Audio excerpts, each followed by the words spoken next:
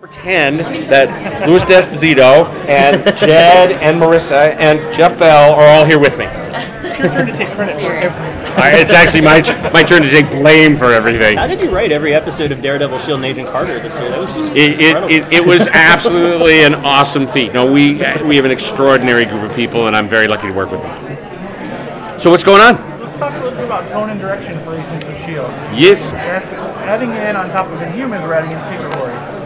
Well, I think we start with the idea of Inhumans, and I think that one of the things that's really exciting about it is that this word Inhuman has something that really resonates with each of our cast members. I mean, if you take a look at Coulson, who's lost an arm or a hand, and who has alien DNA inside of him and came back from the dead, like, he would start to question his own humanity, his own, how do I get back to being that everyman person that we know and that we love? And then when you take a look at someone like Ward, you know, who clearly by the end of the season was, particularly in the case of Bobby, was doing some really inhuman things. And so that's another way of looking at it. And then there's the Marvel way of looking at it, which is that the Inhumans are coming. We now saw at the end of last season that the Terrigen is out there, and it's a really simple concept to understand, which is that at any moment in your life, if you happen to have the gene inside of you, that when you come in contact with the Terrigen, you are triggered. You are now enhanced. So your world is now completely turned upside down. So you could think you're going to work tomorrow morning, but in fact you woke up and your entire house is on fire and you caused it. And so is that empowering? Is that frightening? Is that, how do you deal with that? And one of the things about the Marvel Universe, the Marvel Cinematic Universe that we're in, is this is a new phenomenon. There's not a lot of, it's not like in the comics where like, well, there's people flying by all the time.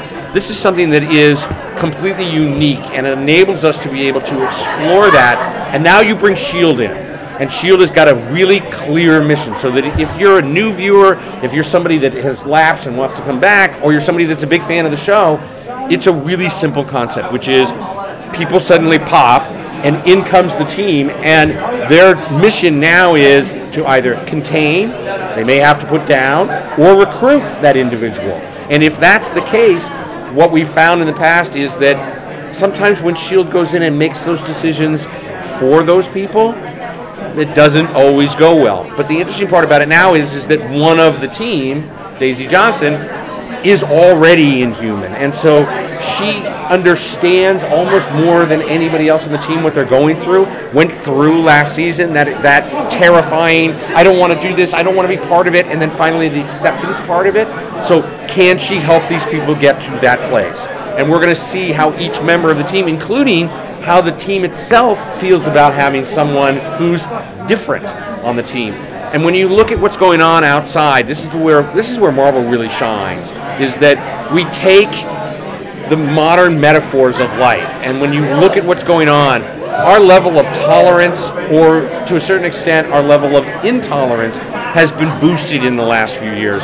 And I think that has a lot to do with the immediacy of social media. And so things like race and religion and your choice of sexuality are now things that are right in your face all the time. And so you have to decide, am I for that? Am I against that? People at work are now suddenly talking about it. And so you take the Marvel metaphor for that and you now make it about people that have abilities, people that are enhanced.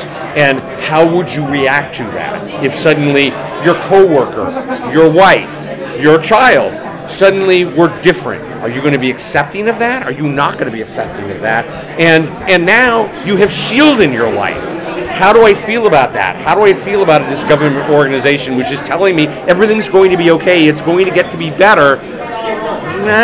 Do I like that? Do I not like that? And when that happens, I think people really gravitate to those kinds of stories, and our characters can each have a different voice in that regard. We already know that Daisy is someone who is very understanding of that, but we also know that Mac has a complete distrust of all of that. So what are those two characters going to be doing? So it's that kind of fun that we get to have, is every single person can take a look at this word Inhuman and react to it a different way. There was some thought that we'd get a second S.H.I.E.L.D. series, you know, and how much thought went into that, and if some did, the fact that that's not happening, did that give you an even deeper well of story to draw from for this season? Let's just put it this way. We're here to talk about S.H.I.E.L.D. Season 3 and Carter 2, and that's really the best way of dealing with it. Okay. You already announced Secret Warriors for Season 3. How close are you going to stay on the source material in terms of team roster? And because you already used some of that up for Captain America 2, how are you dealing with that, the whole Hydra revelation and stuff like that? I would say that would be a really good S.H.I.E.L.D. classified question that I can't address right now. But thanks for asking.